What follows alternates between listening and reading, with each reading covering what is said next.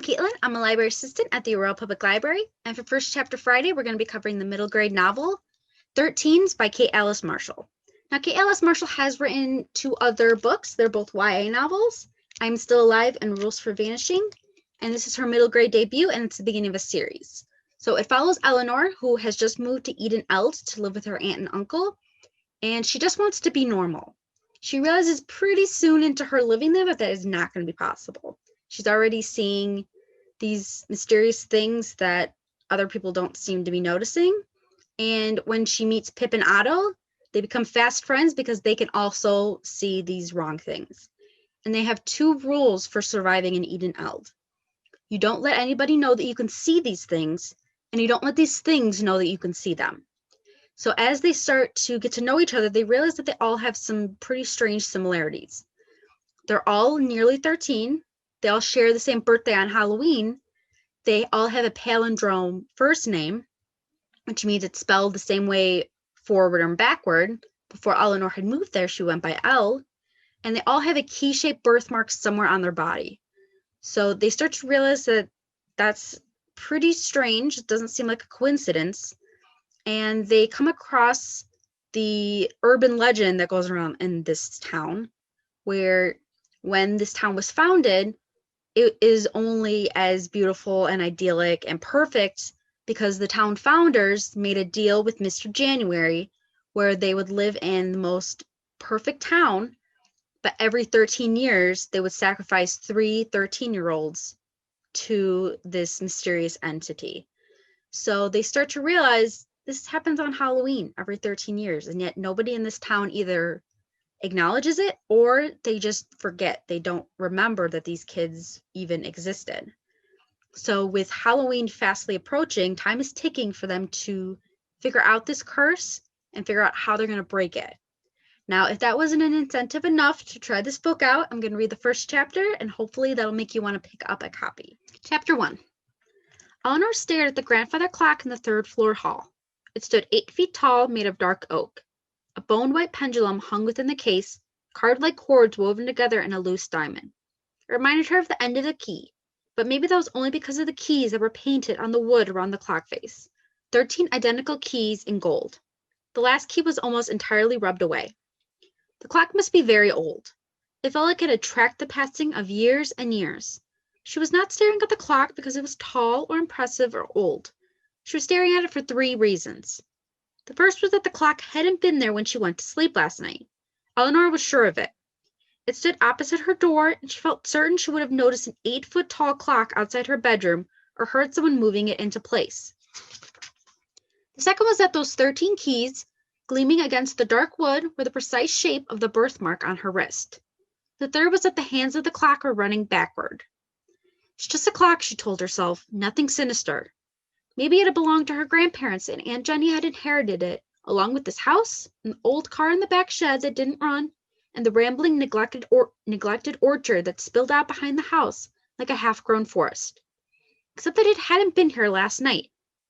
And that wouldn't explain the keys, or why the hands were moving backward, the second hand gliding from 12 to 11 to 10, all the way around to 1, the minute hand clicking back every 60 seconds as the pendulum went left to right to left to right.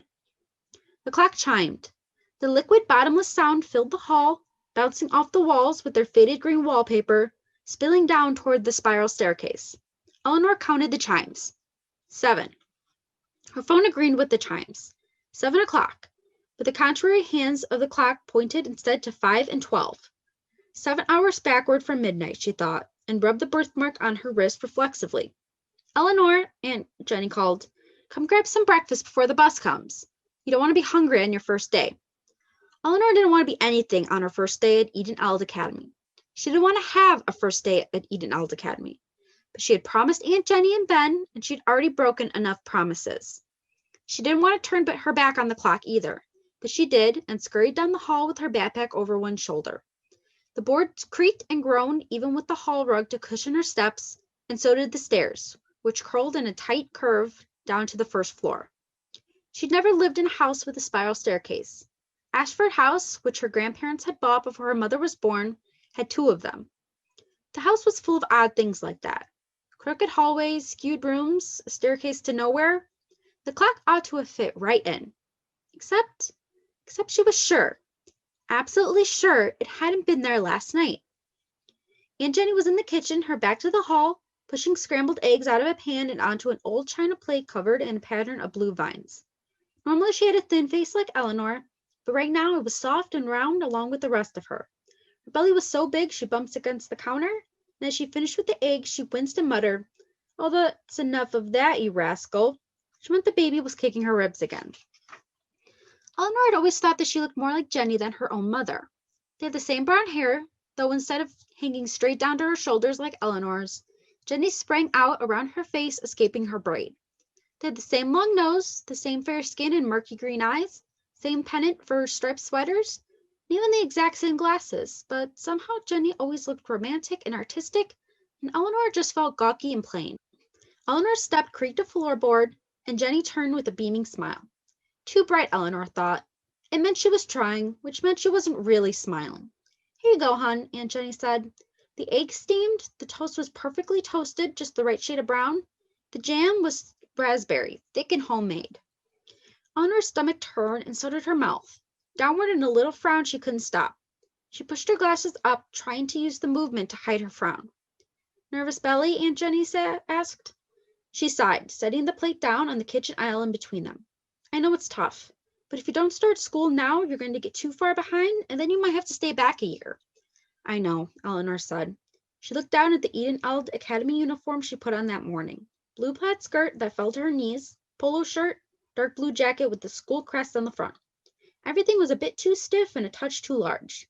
Aunt Jenny had worked hard to get her into Eden-Eld instead of the public middle school, which was farther away and allegedly full of kids who cut school and watched R-rated movies without permission, which passed for juvenile delinquency in a town as sleepy as Eden-Eld. Eleanor was supposed to be grateful that she got into Eden-Eld Academy, but it was hard to be grateful for anything these days. "Couldn't you homeschool me or something? I can learn on my own. It's all online now. I can design my own classes. You'd hardly have to do a thing." Aunt Jenny put a hand on her belly and looked sad. Eleanor felt a twinge of anger that Aunt Jenny didn't deserve, but she couldn't help it. Every time someone looked at her like that, she felt like it was her job to cheer them up, to promise she was okay even though she wasn't. Like she had to make them feel better instead of the other way around. "I would, hon, but with the baby due any day and Ben working such long hours, we just can't. Eden-Eld is a great school. Your mom and I—" Aunt Jenny stopped. It was an unspoken rule that they didn't talk about Eleanor's mom. "Just give it a week or two, okay? And then we can see how it's going." She nudged the plate towards Eleanor. "Try some toast at least." Eleanor bit back the urge to argue. Aunt Jenny was right. She had to go to school. Going to school was normal, and Eleanor needed to be normal. Needed everyone else to think she was normal. She'd make a plan, her how to be normal plan. Number 1, don't talk about mom. Number 2, go to school. Number 3, don't talk about things that aren't there. Number 4, smile. So Eleanor smiled.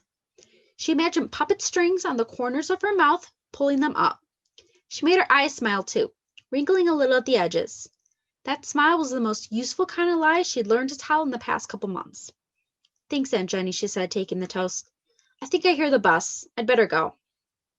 She felt Aunt Jenny's so worried look on her back all the way to the hall. She'd stepped out into the brisk late October air before she realized she'd forgotten to ask about the clock. But now she wasn't sure she should. The clock was strange. All of Ashford House was strange, but the clock seemed different. What if it was one of those things she saw that she shouldn't see, that wasn't really there? Her mother saw things she shouldn't, things she couldn't. Eleanor used to see them too, but then she got better. But her mother hadn't. She didn't want anyone, especially Jenny, thinking she might be like her mom. Even if it was true. Especially if it was true. So Eleanor trudged up the driveway, determined to forget about the clock. She hadn't really heard the bus. That was another lie. She kept a list in the back of her mind of the lies she told Aunt Jenny and Uncle Ben. She'd pay off each lie, one by one. But for now, she needed them. For now, the lies would let her breathe and talk without coughing, without feeling smoke in her lungs. She reached the end of the long dirt driveway and waited by the mailbox and the huge old pine tree that loomed there. A chill wind sent a few dead leaves skittering and scuttering over the road, and the branches above her sighed and swayed. Mixed in with all those noises was another, something rattling up in the tree, a clacking, hollow noise that sent a line of cold like a finger trailing down her spine. She craned her neck up, peering into the branches. They were drawn tightly together, the needles a prickly curtain hiding the trunk from her, but within them something moved, and the rattle came again. Clack, clack, clack, clack, clack, clack. Whatever was moving was big and dark as the shadows around it. Eleanor's fingertips were cold, like she'd brushed them against ice. Her breath came out in quick puffs of mist, and she felt the urge to back away or run back to the house. She was tired of being afraid. She'd had enough afraid to last her whole life.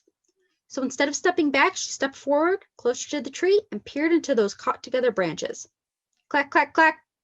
Clack, clack, clack. The dark thing shifted and lurched.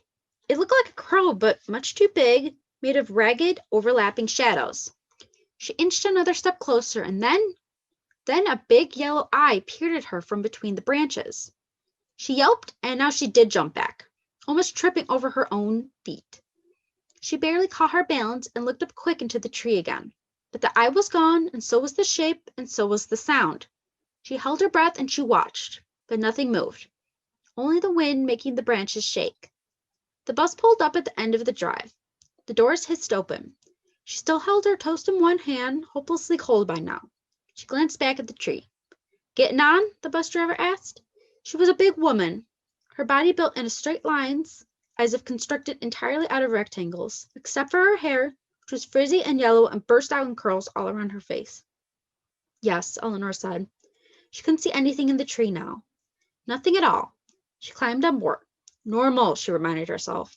She didn't look back.